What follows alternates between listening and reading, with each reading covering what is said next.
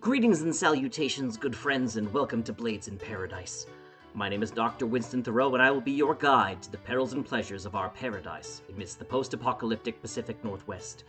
Now, we'll get to the chicanery and shenanigans momentarily, but before we do, allow me to deliver some news. Blades in Paradise is an actual play podcast run in John Harper's Blades in the Dark, and we're sponsored by the developer Evil Hat Games. Use code BARDROCK10 at checkout to save on your order. Bard Rock Network is sponsored by Dragon Master Games. Visit dragonmastergames.com for all your CCG, TCG, TTRPG, and miniature game needs. If you enjoyed the stories we tell, you can tip us on Ko-fi or visit us at patreon.com/bardrockcafe. By sponsoring the network, you not only help us provide an ever-expanding library of shows, but gain access to bonus content, the network Discord, quarterly backer games with the network community, and an annual swag bag. Now, without further ado, let's join Lizzie, Sterling, and Max, as well as myself, the crew of ESPN. Enjoy. Blades in Paradise is a dystopian story intended for adults. These stories intentionally address challenging topics that might not be suitable for all ears. This campaign includes content warnings for gun violence, child endangerment, animal cruelty, unintentional misgendering of a non-binary person, substance use, and graphic descriptions of injuries, including the eyes. Listener discretion is advised. Welcome back to Blades in Paradise, where two questions about the plot arise for every question that we answer. I'm Paul, the game master for our first campaign. As always, I'm joined by our lovely Larson. Looking cute in a golden parachute? Give it a go for your new CEO. It's Dr. Winston Thoreau. I'm Jim. I'm playing Dr. Winston Thoreau. I am the group's whisper. And a fun fact about Winston is that, like many other orphans, Winston was forced into obligatory competitive battling. His game of choice was obviously combat critters, as we learned last week. And, like other orphans, he started off with a gun cat, a cat gun. He moved on to a gloctopus and a taseroo. And then finally, as he was starting to approach his teen years, he was able to find his deck of choice, colloquially known as the Elephant Graveyard. By collecting 5 separate Loxodemons in your hand, you are able to summon the Forgotten One to destroy your opponent. Having found the Elephant Graveyard deck, Winston was poised to be a competitor, when suddenly his career was cut short when he was adopted around his 17th birthday. Ooh, and we're going to learn more about that and probably a future fact if it doesn't come up sooner. Spooky foreshadowing! Is it my turn? Hello, I am Maximilian Graves. Let's see, red goes here, and is this green? I can't tell. I'm colorblind. I think this snaps into here. Anyway, I'm Max Graves, and I am trying to put together this cube of many colors. Trying to ow! I just pinched my thumb, and I only have the one. Okay, let's see. Blue to here. It'd be so much easier if I just solved the puzzle before I put it together. But I digressed. What was I talking about? You're introducing yourself, Max. You're letting people know who you are. Oh, yes. Thank you. So if I put the yellow here and... sorry, I spelled a naughty word with these. Sorry, I got distracted. So yes, I was recently given a cube of color, and I dashed it upon the ground when I got frustrated, and now, I seem to be fixating upon it, and that I will solve this thing. Alright, so that was Max. Normally Queenie would be here, but unfortunately Queenie could not join us tonight. Lizzie, the hound, is going to be staying, have dinner and stuff with her parents while everyone runs out to Silver Lake to get those herbs. Hi, I'm Riley. I play Sterling, walking calm like a bomb. First date Q37 from ConversationStartersWorld.com. Sterling's favorite piece of furniture that they have ever owned was a stained glass stand that shattered more than anything else they've thrown. So far. That's a real record breaker for a fact. Alright, so last time, You finish getting a full night's rest at the Old Toby Tavern, only to find out that your employer, Benny Franks, turned himself in and took full responsibility for the dirigible crash you caused in your last heist. He sent your coworker, Sloppy Joe, to meet you in the town of Tightwad, give you several seemingly random gifts, and named Winston the new CEO of ESPN. After thorough examination of the Beanie Baby, Rubik's Cube, whiskey bottle, and briefcase full of children's trading cards, you found a key and a locker number for the Paradise train station. But the rest of the mystery will have to wait, as you have several timely matters to attend to here in the Outlands. Instead, while Lizzie stays home, the rest of you are setting off to nearby Silver Lake to find some herbs and fungi, and then you're going to investigate the train crash where Victor Lord may or may not have died several months ago. Do you have any further preparations while you're in the town of Tightwad, or do you wish to embark, at which point we will do the engagement role? Something I've been reminded I am due to do at least twice since our last heist. Anything left in Tightwad? No, Sterling, you can't arm wrestle Victor Lord again. I just want one rematch, please. I think before we leave, I'd like to just try to attune one time to the outside in the ghost field, just to kind of see how different it feels from being back in the city. Like I know I've been having a hard time finding spirits in town, and just wanted to see what I could feel now that I'm out in the countryside. Oh yeah, go ahead and roll a tune. Roll two guys here. Yeah, I would say it's controlled because there's nothing impeding you. Just a 4.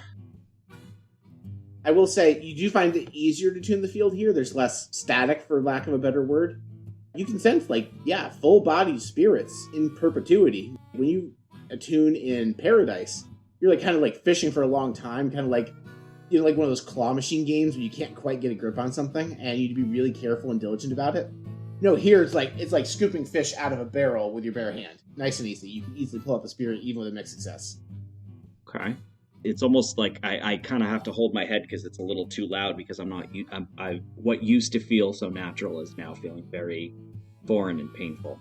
Oh, I'll say with a mixed success, you get an ow! You attune to Victor Lord's soul inside of his homunculus body, and he's like, "What do you want, Doc?" Is his original soul, or the soul that I put inside of him? Yes. Oh, Victor. Hi, is it just the two of us here? There's 3 of us.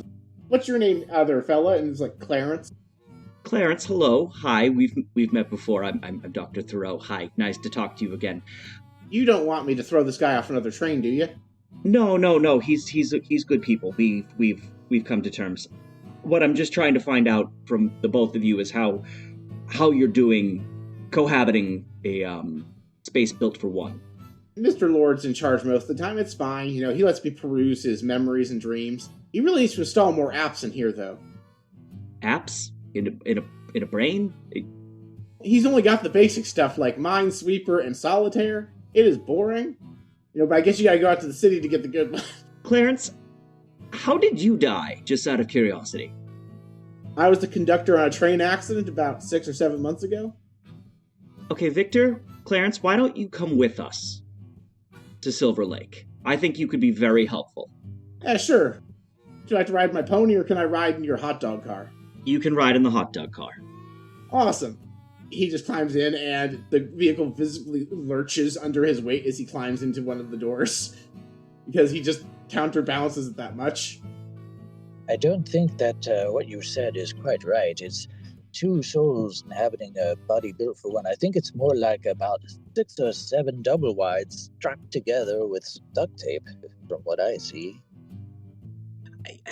I mean, I promised I wouldn't do you a violence, so I'm not going to, but I want you to know I'm considering it. we all love our bodies, and they're all built completely differently in their own unique ways. Victor, yours just happens to be of a larger length, width, and girth than most others. I mean, speaking of it being built, what's with that? What is? Who? So many questions. Oh, dang it! Got the orange one in the wrong spot. I was unconscious for most of it. I remember the train crashing. That was kind of a blur. I remember that little bit. I don't remember a whole lot before that. And then I woke up when they dumped my body here outside of Tightwad. The rest was kind of a blur. It's when you like when you go to like the dentist and they put you under the laughing gas and you kind of vaguely remember like some rumbling and colors, but nothing makes sense. Clarence, do you remember why the train crashed? Oh yeah, there was this gang that was robbing the train, the Lord and Taylor gang, and they got in a fight with these postal workers. Their name was Subway. Come again? There were these 5 burly postal workers named Subway. The Lord and Taylor gang tried stealing their package. They got in this fight. Only the Lord half of the Lord and Taylor gang was there. Apparently Taylor couldn't make it to that one. Subway, do you remember their names? No, because I was the conductor. I wasn't dealing with people in person. That's just kind of the gist I got, because one of the Lord and Taylor gang came up and told me to stop the train, but then one of the Subway people came and clobbered him, knocked me into the controls, train crashed. Victor, what is it with you in the post office? Dumb luck. All right, let's go to Silver Lake. All right. And so you set off in your hot dog deal. The preparation's complete. You set out towards Silver Lake, just under an hour east of the current location. But let's talk about that engagement role. We're going to have these as separate jobs, separate objectives. Basically, you're procuring plants that will be used to make medicine, which not technically a crime. But just in terms of the engagement role, what is your plan for acquiring these plants and returning them to Tightwad? There are basically 6 default plans. Assault, you're going to do someone of violence to get these herbs. Deception, you're going to do something sneaky. Or no, something lie-y, I guess. Stealth, do something sneaky. Occult, do some weird, like, supernatural shit. Social, you're going to negotiate, bargain, or persuade. Or transport, which makes sense because you're picking up cargo and taking it somewhere else. I would suggest either transport or occult. Anybody disagree with that plan? Or want to vote for one? I think transport back and forth. All right, transport's nice and easy. I think there's a joke about being in a cult, perhaps. Speaking of, has anyone noticed the overwhelming fog that's just rapidly approaching? Oh, wait, sorry, my eyes were closed. I have a prescription. Sounds like transport's the way to go. Your route and means, you are taking the Oscar Mayer Wienermobile. I just want to go down to the roll here. This operation is not particularly bold or daring. It is not overly complex, so no bonus die or negative thing. The plan detail exposes vulnerability to the target. Sure, the vulnerability of the target is you can only really get here by off-roading, so sure, you get a bonus die. Do you have any friends or contacts providing insight? Yeah, you have Victor and the conductor. So, up to 3 dice. And are there other elements that need to be considered? I don't think that's applicable here. You have 3 dice. Who would like to do the engagement roll? I'll go ahead and do the roll if no one else wants to take it. Get that good Foley work. 5 is our highest number. Alright, mixed result. You're in a risky position when the action starts. The ride to the lake itself is surprisingly uneventful. You see a variety of monstrosities in the wilderness. You're moving too quickly in your all-terrain bratwurst wagon for them to pay you any mind. You imagine the dangers of the wasteland are the reason that Miss French did not elect to make this relatively short trip herself. Much like Tightwad, the barren dirt and sun-dried grass of the wasteland slowly turn to fresh greenery as you get closer to the fertile lakeside soil, probably about half a mile from the lake itself. The only matter left to attend to is the search for the herbs and fungi. Unless you wish to start with the train crash first, but the herbs and fungi seem like the easier thing. The list is fairly lengthy, but Dijonay provided both names and vivid descriptions, even including several pictures for your reference. There are 4 clusters of ingredients that she's requested. Basically, you get the impression based on her description there in 4 biomes around the lake. So you can split up to save time, stay together, prioritize, or do the buddy system. What do you want to do? I don't want to be out here any longer than we need to be, especially if we don't have a gunman. Do you want to split up, 2 on 2? Well, you might not have a gunman, so to speak, but... Wait, what? Where's this? Max picks up a little bit of grass and is like trying to examine it. There's some strange fur all over the ground. That's grass, Max. Grass. So who's taking him? Sterling, why don't you come with me and Victor can watch Max for a while? Interesting choice. Well, because if I said, okay, ready, this is like the problem where you have like the fox and the chicken and the bag of grain and you're trying to cross the river. If I leave you with Victor, you're just going to end up wrestling him. If I leave you and Max together, the 2 of you are going to probably go have a drink somewhere and completely forget about the entire process that we're doing. So if I leave Victor and Max together, one of them may die, but at the very least, the information, the materials are going to be collected. I'm on board with your choice, but I do want to say that I am a consummate professional, and I would not go wandering drinking during a job. There is nowhere to go wander drinking here, first of all. I would absolutely adore crawling into that cranium of our friend here just to tinker around and see what kind of ideas he has as to why he is the way he is and why I am the way I am in a philosophical and physiological way. And the blue is stuck. The blue is stuck and I can't turn. Oh, there it goes. My thumb was in the way. Doc, I need to ask you a question. Be honest with me. Yes. Did you put me on a team with Max because you're afraid I'll do you violence for throwing me off a train that one time? No, Victor, I trust you implicitly. We've made our peace, and I'm here to help Tightwad, and you're here to help us. I think, correct me if I'm wrong, and you're more than welcome to do so. I'm being candid with you. You can be candid with me. I'd like to call it even, ? Oh, yeah. Kyle and Greg's families, the two men you all killed that train robbery, they might have some business with you still, but I don't. Gotcha. That wasn't the good doctor. That was me. I gave them smiles below their chins, if it pleases the court. I'm sorry, that is what in the olden days, in grammar school, they would call the royal you, as in you all as a group. Felony murder, all that jazz. Lizzie's parents are working on smoothing it out with the two of them. Sooner or later, they'll probably ask you for what the word reparations? Sorry, we burned your village. Here's some gold. Got it. Dr. Thoreau, were you there when we did that?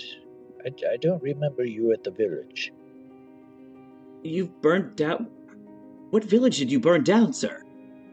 Mostly one that was inhabited by orphans and nuns. They had it coming, though. Most of them do. I would like the doctor to roll a d6 for luck to see whether or not the orphan village was one he was associated with. That's a 2. Yes, you remember there being a large fire in your orphan Hooverville outside of Paradise when you were younger, and you now realize it may have been Max. Wow. I don't know whether to punch him because he might be talking shit. I don't think you need to punch him. I think we need to get this done and get back before sunset and before we get consumed by large wild animals. All right. Victor, good luck with him. Nice to meet you. My best wishes. Here's your list. Victor offers Sterling a predator handshake. I do the predator handshake, and then I turn it into a normal one, and I want to maneuver into a thumb more. Sure. Go ahead and roll skirmish to thumb wrestle with Victor. You see, this is why I can't leave you two alone together. Victor does not have any major advantages to thumb wrestling. This is the fairest contest you're going to have with him. I think I should take a penalty because it's my offhand. If you want, take a -1d to skirmish. That's a 4. Next success, you two are very evenly matched at thumb wrestling.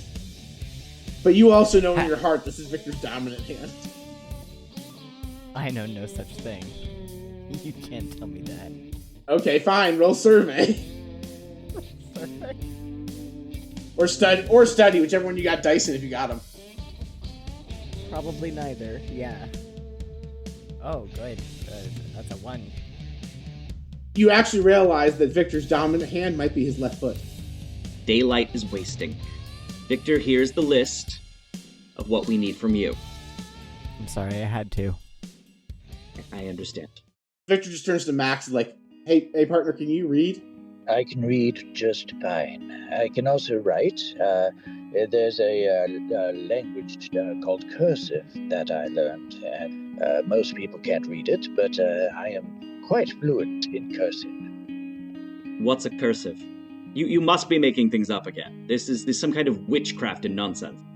No, Doc, I got this one. Cursive is like, fuck, damn, shit. Yeah, but when you write it, all the letters attach. It's like when you write a string of expletives together. Oh, okay. Very well put, Sterling. Doc, you actually hear an echoey voice from Victor's head. It's like, I can read, you idiot. Let me read. Oh, okay. Random voice in my head. I'll let you take care of this. Anyway, what we're going to do is you guys spread out, and I need a survey roll from Team 1, which is Max, to try and find the section of herbs and fungi they're looking for. All right, survey. I've got an extra die. So I have a 2 and a 1. Eventually, after a very extended amount of time, which everyone else is going to be wondering where you were, you find a small clearing as you approach the lake with many of the ingredients. The aroma is pleasant until you catch a whiff of something particularly foul in the air.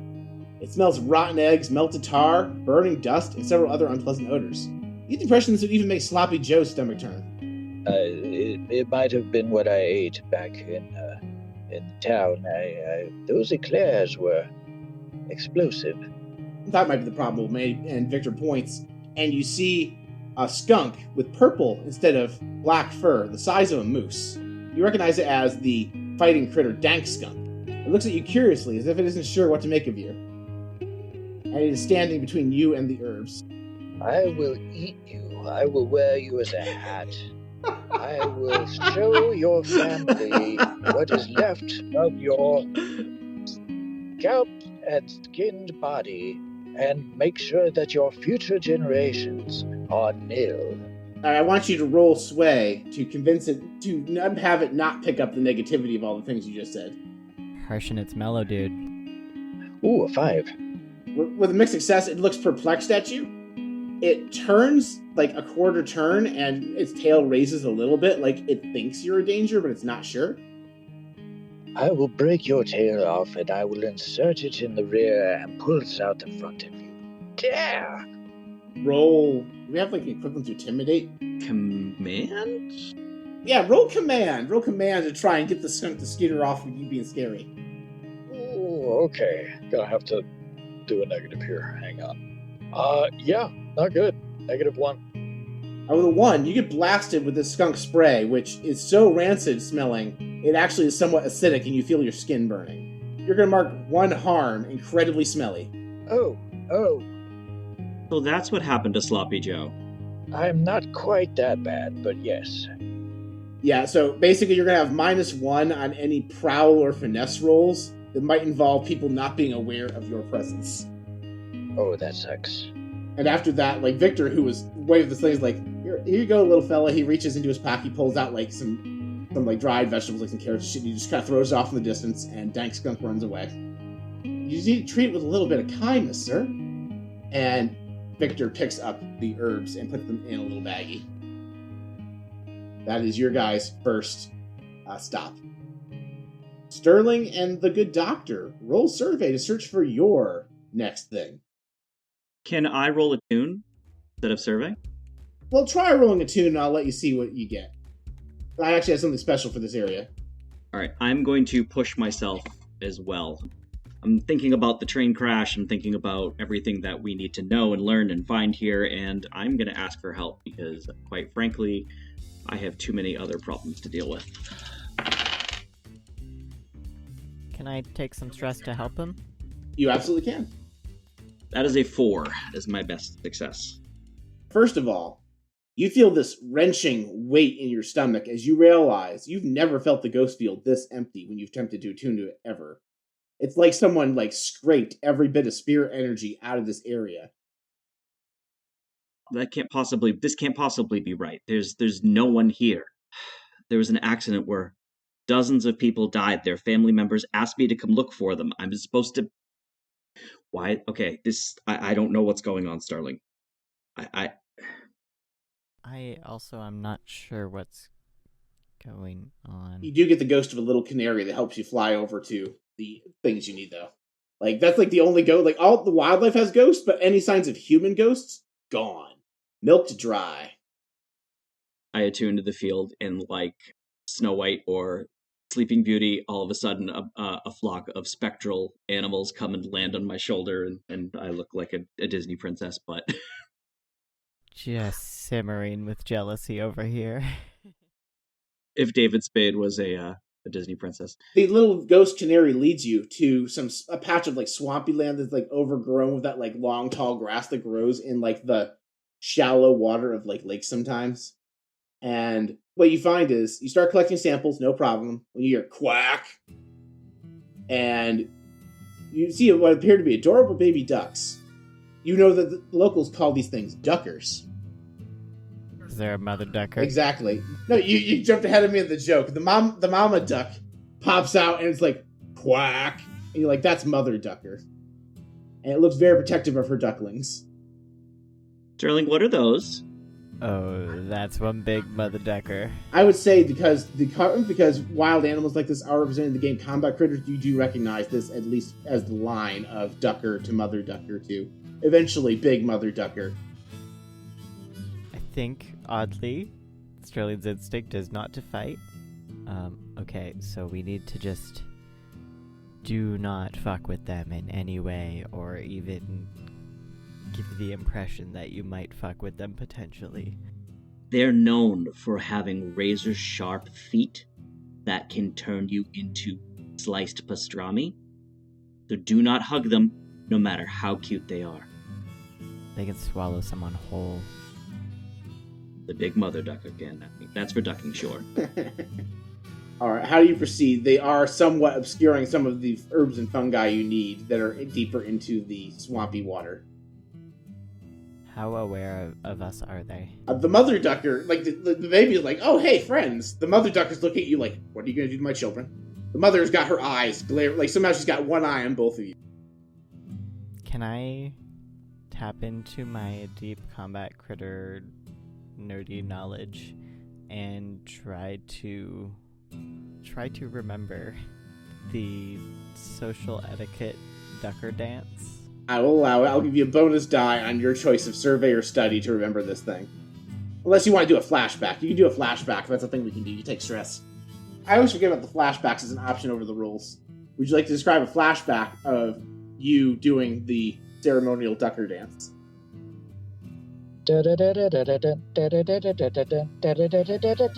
quack, quack, Oh quack. gosh, what is the context in which I'm doing this? I feel like it's actually just like Max just mimed. It's like an office party you guys were having at ESPN headquarters. And Max is making that sound, and like you guys are like doing the duck sound. He's like, hey, I saw this on the TV. This is what you do, like you do when you like have a bunch of those ducker animals around. I come over with a lampshade on my head. Sterling, this party's great! Come dance with us! Alright, you take one stress, you now know the ducker dance. I do the amicable ducker dance. Alright, do you have anything in sway or katoon or command? I will give you a bonus die to whichever one you choose. Because you did just spend a flashback on learning to do the chicken dance, but for ducks. I do have a point in command, and that's probably what Sterling would go with anyway, of those options. That's sort of their jam. So I guess it's a pretty dominant ducker dance? Yes, you are establishing dominance. You're trying to say, hey, I am one of your quack pack. You're one mean mother ducker. It's a 6. A 6, awesome. So the mother ducker sees you, makes eye contact with you, gives you a nod of respect, and shelters her ducks away so that they can swim elsewhere and they're not in your way. You get the impression you have befriended the mother ducker. You now have a duck that's in love with you. I just want you to understand that. Do I have a friend duck? You're a friend duck. You want to spend another flashback, you can magically acquire a duck call for your load. Oh, do I take more stress for a duck call? I think I do. Yeah, so you go back to that same party, and I feel like someone's like, hey, this is also useful, and hands you a duck call as a party favor. Yes. So, as long as you're within reasonable distance of this lake, that duck call may or may not summon the mother ducker, depending on how you do on a command roll. It's an amazing call, too. You put it to your lips, and you blow out, and it goes, duck! Duck! Goose!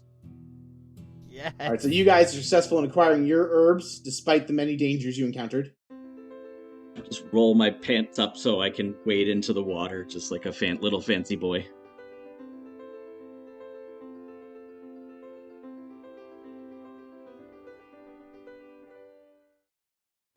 Enjoy what you're hearing? Rate us on your favorite podcatcher. Reviews on platforms like Apple, Spotify, or Good Pods help new listeners find our content. It's a completely free way to support the show. Thanks for listening. Where are we now, Llewellyn? Well, Meanie, it looks like we've arrived in a universe where Jump Leads is part of the Bard Rock network of podcasts. The Bard Rock Network? Wow! That's a whole new audience ready to experience our adventures jumping through parallel universes, like when we found that colony of religious robots, or the time we were chased by a knife-wielding dinosaur. What about when you spent a whole episode looking for a bathroom? We don't have to talk about that. Listen to the scripted sci-fi comedy podcast audiences are calling hilarious with a lot of heart and wit. Jump Leads, Season 1 available now, wherever you get your podcasts. Season 2 coming soon. Who was that? Sounds like this reality is actually an ad spot. An ad spot? Wait, so none of this is canon? It was, until you asked that question.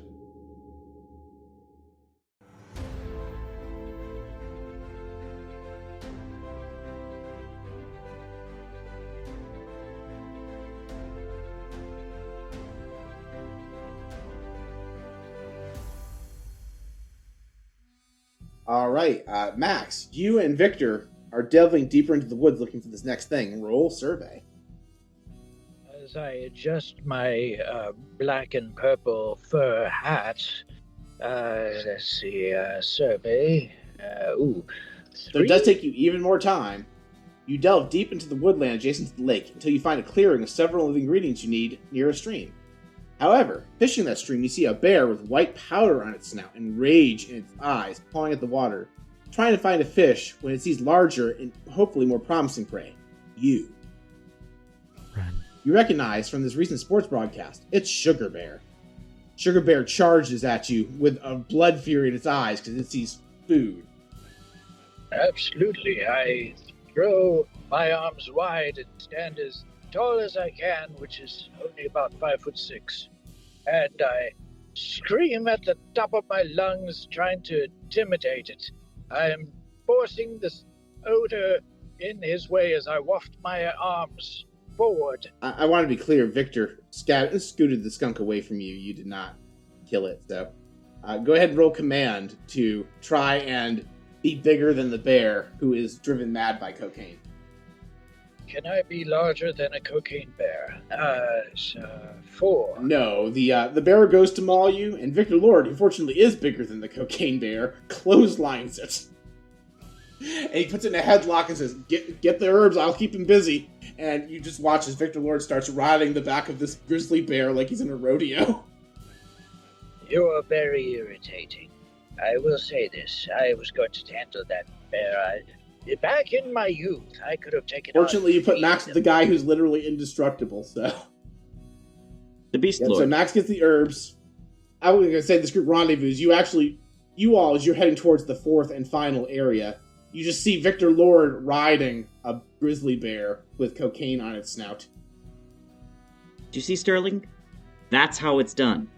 Back in my day, we had something called a cat RP. It was a cat just covered in urine, and that was good enough to fight with. No, this is how it's done. Quack, quack, quack, quack. Are you actually using your use of your duck call? No, I was just quacking and dancing for the dog. Okay, alright, cool. Alright, so Victor and Max are generally in your area as you head towards the fourth and final cluster of fungi at the water's edge. Roll survey to see if you, like, above game at this point, you know if you're getting mixed successes or failures, you're encountering monsters. Riley should roll this one because Jim got to roll last time. Also, I am dog shit at it. Okay. I'll take stress to help you. So with help, it's a flat roll. That's a 4. Alright. So you make your way toward the fourth and final cluster, which lays at the water's edge. You feel the ground itself vibrating, you see the water rippling and bubbling. From the water, you see an absolutely titanic monster emerge. It looks like a lobster, but it was the size of a school bus. You know from both competitive monster taming and the game Combat Critters, this is known as Crawdaddy. Shell is hard as reinforced steel, claws with the crushing power of an industrial crash compactor. It's an absolute menace, and it stands between you and the last of the herbs and fungi. Is it a Titan critter? It is Titanic, yes. Legally distinct. Can I roll study or survey to learn it to try to remember its weakness. Sure, I'll give you. Actually, you can also do a flashback if you like. If that would be more amenable to you. Oh yes, I would like to do a flashback. So I go back to my time at the orphanage when I am doing my combat training, and I'm playing against... My opponent has a Crawdaddy deck, which I've never been able to defeat, and then I've tried, Guncat, I've tried Shocktopus, I've tried Glocktopus, I've tried Taseroo, I've tried Sugar Bear, I've tried everything in my arsenal to finally defeat this Crawdaddy. But then one day, which deck do I pull out? But... Taseroo. Electricity is this thing's number one weakness, although you also know, weirdly enough, fire interacts with it weirdly because you can boil lobsters alive in water. Amazing. I'm going to, again, because this is just you have knowledge from a children's card game that's in your background, I'm going to make you take 1 stress for that flashback. Perfect. Max just runs through your flashback going, kid, everything's vulnerable to fire. I'd like to reach into my coat for a bottle of tonic and a handkerchief and a book of matches. All right, Molotov cocktail, got it. Yes, I'm making a makeshift Molotov cocktail out of some of my tonic, not that famous Nathan bullshit, which is not going to catch on fire properly and in a timely fashion. It is going to operate more like napalm and just ruin the local environment. Oh, okay. I take out my bottle of Nathan's tincture and then I put it back as he starts grumbling to himself. It's all styrofoam. That's all it is in that bottle. It's like liquid styrofoam. All right, well, this is a makeshift weapon, so I'm going to say you have the option to roll... Skirmish would be the default. I'll let you roll finesse if that's better for you. I will roll finesse. I have 1 in finesse. So I will roll finesse and I will push myself to try to hit this Crawdaddy with a makeshift Molotov cocktail. Ah. Molotov ducktail. I'm sorry. I dropped my dice off the desk. No, Molotov ducktail was excellent. I missed it because I was chasing dice across the floor like a goober. I rolled a 6. Yeah, with a 6. You land that Molotov cocktail right in this thing's mandible, I think is what the word is for the mouth of a shellfish. So its mouth is on fire, which means its insides are on fire. And it does a lot of damage. I'm going to go ahead and mark several of the increments for the clock I had for this thing's health as marked. I look right at the shelled Crawdaddy and I say, "Who's your daddy now?" I'll give you a bonus dice for any attempt to socially interact with this thing because you've intimidated it. If only we had some butter. You normally set things on fire, like, constantly. You just told me you nearly burned my home down. So, what can you do to burn this thing? I don't want to burn it, I want to cook it. Do you realize how tasty these things are? Are my boots fire-based? I mean, your boots are fire-based. I didn't give them, like, an attack stat, but if you want to improvise one, go for it. I'd like to kick it in the face and then cook it in the face. Sure, go ahead and roll skirmish. I rolled a 5 and a 6. A 5 and a 6 is a full success. You kick this thing in the face, and you add to the burning. At which point, Victor Lord rides up on his big fucking cocaine bear, and just leaps off this, like, he just rams the bear into this thing's now mauled face, and the bear kind of, like, the bear and the lobster kind of finish each other off. Victor must have a few badges for a sugar bear to listen to him. I fucking hate nature. It's less that Sugar Bear was listening to him, and more like Sugar Bear was trying to buck him off, and he kind of gently guided it in the right direction by accident. Like, Sugar Bear was not voluntarily participating in this process. Fair. And children are allowed to watch this? That's disturbing. They're not allowed, they're drafted. Anyway, Max can now have somewhere in the neighborhood of 600 pounds of crab meat. Victor Lord will not carry this for you. I pull out my special fork. Where did you get a trident, Matt? How long have you had that thing, and where have you hidden it to this point? Don't. Used to call them fork back in the day, and you don't want to know. It's like 7 feet long. That's what your mother Victor's like, check this out, guys. Check it out. And after you get all the crab meat off of the lobster, Victor just takes the shell and slams it over the wienermobile, and now you have a tank. I'm so glad I threw you off a train that one time, because now you gave me a tank. You have no way to operate the arms, but the wienermobile now has armor. All right, load up the truck with the crab meat, I guess. Better than Max's smell. All right, so that's all the herbs and fungi. You guys can go investigate the crash site now? Yes, I would love to investigate the crash site. All right. You head out there and completely stripped bare. Any usable parts from the wreckage have been clearly salvaged, be they wheels, gears, pistons, or the like. Basically, anything that could be easily carried and several things that could not be easily carried, leaving only the largest and most unwieldy parts of the train site are signs that the crash happened at all. As we mentioned before, now that you're in the train crash area proper, and as the doctor noted before, there's no signs of spirit activity, none whatsoever in the area of the train site, because any ghost that was within reasonable distance of this train, it's like it's been sponged clean. You haven't felt this since, like, you felt something similar when famous Nathan bottled up all those spirits the night of the blackout. Those spirits are the only spirit energy you could sense, and then once they were sucked up, they were gone. It's like that, but on a much grander scale. Even in major cities, there's no reportable spirit activity. You get a low hum. This is vacant. Nothing. Nada. Bled dry. Inspecting the wreckage, you actually don't see signs of the victims. Like if a carrion animal got into there, there'd still be bones or something. Nothing. There's no signs of human remains. Victor, can I talk to Clarence for a second? Yeah, what do you need? Echoey voice. I'm just trying to figure out, can you walk me through what happened when the train itself, when you crashed the train? Sorry, not you didn't crash the train. I'm not trying to insinuate that you were to blame. I'm just trying.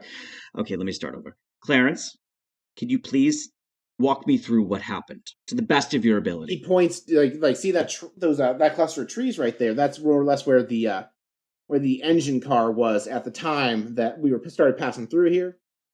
And then I got pushed into the controls, and the train went out of control, and we fell off the rails about here. And he points about 3 train car lengths ahead of those trees, and then you can kind of see the shell of the train where we crashed. This is me asking a DM question. Do trains have black boxes? So it's my understanding black boxes are typically things aircrafts have. I don't know if but no, the train would not. Even if there was, it's if you were looking for such a device, because maybe they had them, I would let it happen. It's gone. Okay, so even going into all of the the wrecked cars and things like that, it's basically they're just empty shells. Yeah, just sheet metal. Even chunks of the sheet metal where they broken into a carryable side have been removed.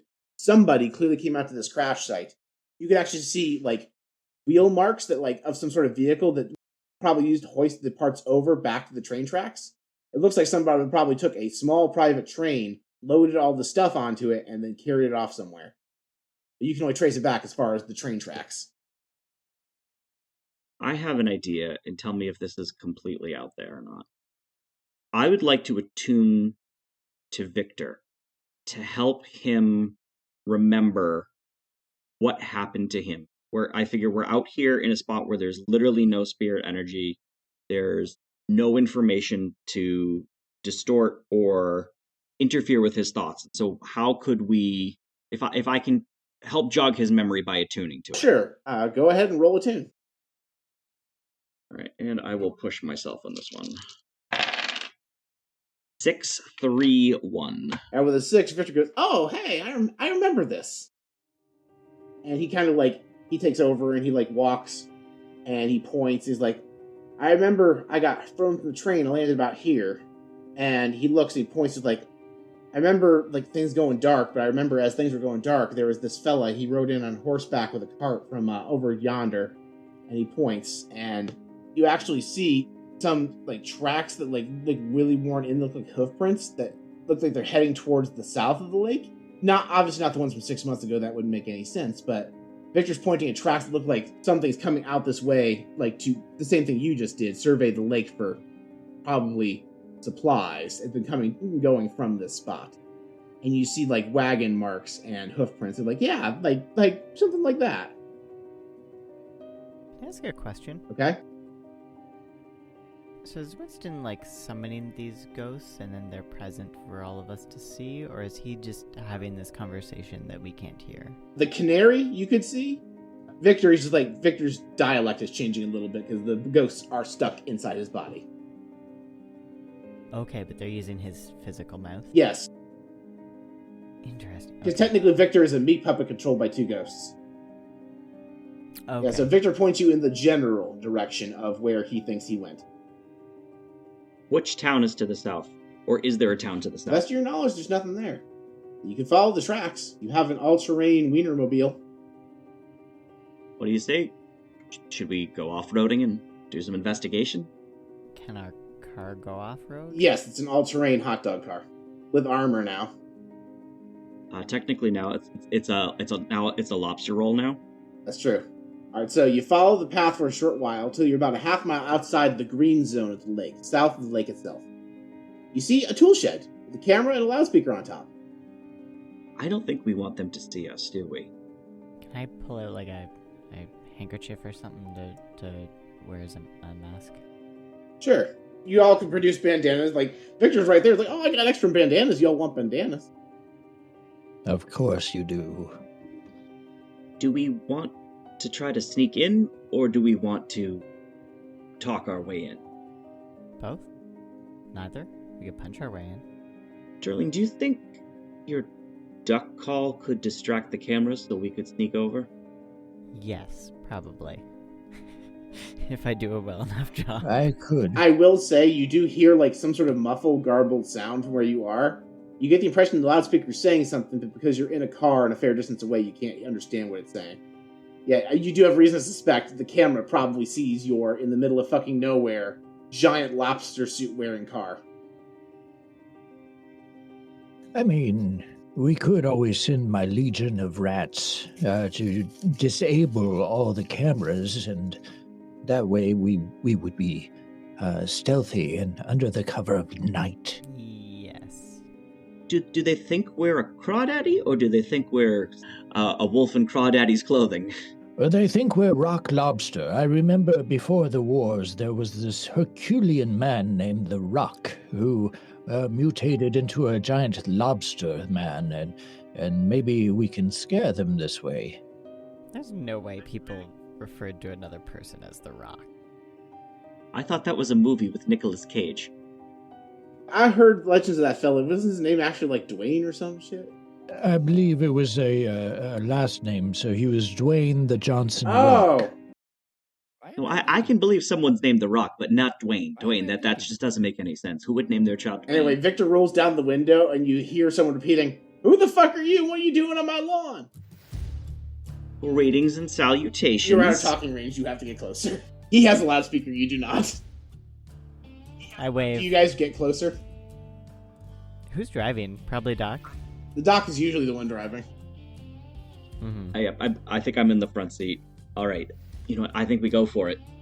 Hell yeah. We're in an armored car. Worst case scenario, we peel out and head back to town. Now you're talking. I came here for answers and for fungi, and I am all out of... No, I'm full of fungi. Wait, no. Ooh. Let's have some fun, guy. Oh no. No. What, Max? Max, what is it? What is it? The puns.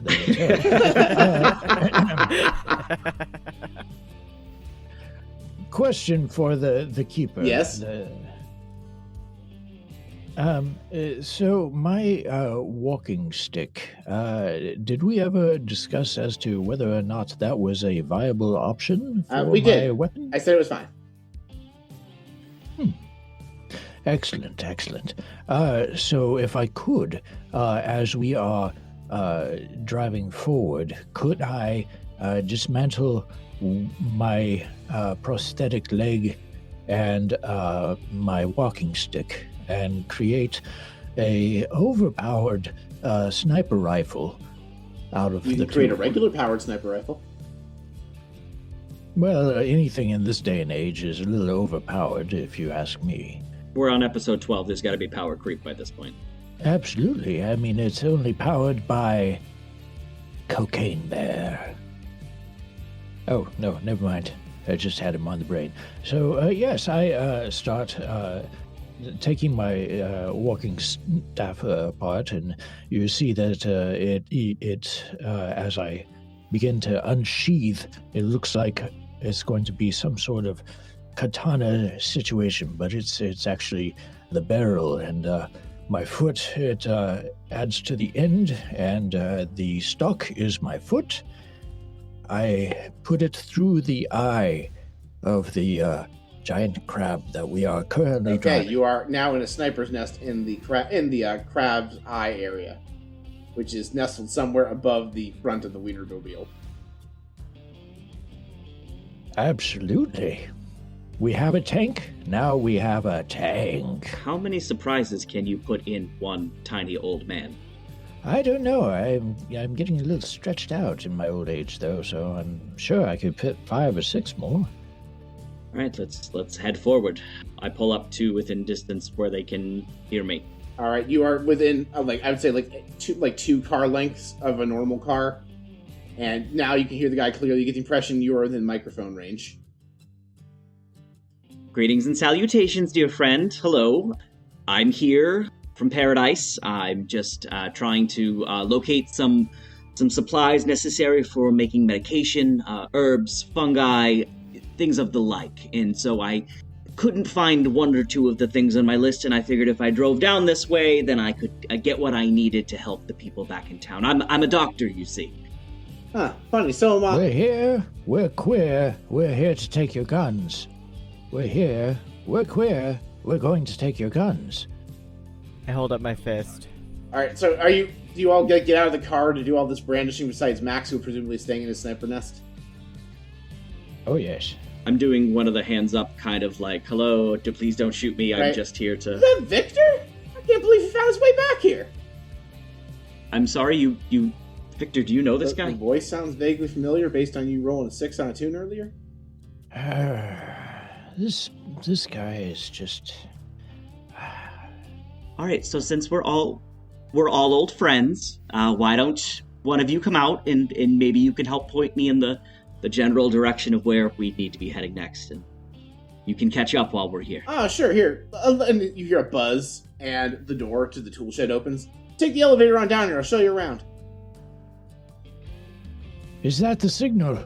Max, put the gun away, please. Please put your leg back on. I've got a clear shot, Captain. Max, do you have like a revolver version of that, or anything else that you can do with that other than? Well, I don't know. Let me tinker around with it a little bit, see what I can come up with. Victor, do you want to go back in that shed? He said go down somewhere. Honestly, Doc, I have had more questions than I've had answers for 6 months. I'd like to know what happened to me. All right, let's fucking go. Sorry, let's duck and go. He's going down for real. This is the family-friendly episode. All because of one stupid pun. I don't know what the duck you're talking about. You're welcome. All right, so does everybody get in the elevator? Reluctantly. When we go into the shed, is it just an elevator, or are there cameras? There's there's like a little security camera, a little microphone. This guy can keep an eye on you / talk to you. There's even a little sign that says "Smile, you're on camera."